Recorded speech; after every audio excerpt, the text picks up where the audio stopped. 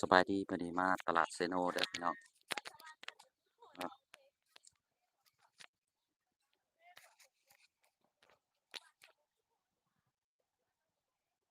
เช้านี้ที่ตลาดเซโนเนาะมื้อนี้เป็นวันศิลก็บ่ค่อยมีคนปานใดเนาะเพื่อนๆมาชมบรรยากาศช่วงเช้าตลาดเซโนเด้อแต่ว่าแม่ค้าบ่หลายดอกมื้อนี้เนาะเพราะว่าเป็นวันศิลไง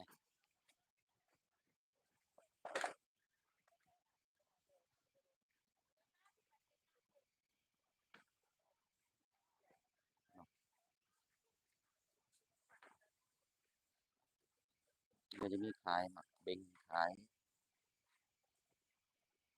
ดอกไม้ฟักหอมเนาะบ่หลายมื้อนี้เนาะบรรยากาศยามเช้าบ่หลายปานใดอืม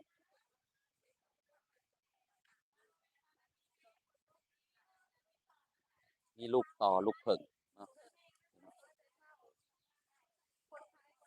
อืมพักตามธรรมชาตินั่นแหละก็ไข่มดเนาะมีแม่เป้งอีกเด้อพี่น้องเนาะ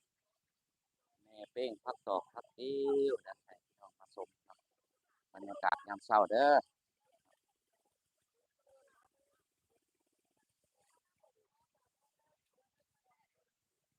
ด้านนั้นก็จะเป็นคือกันเนาะพี่น้อง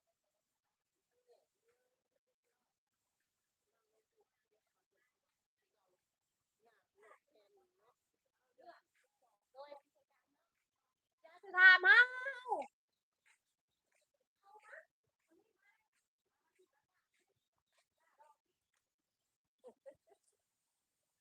แมงเหนียวเดียวแมงเหนียวลูก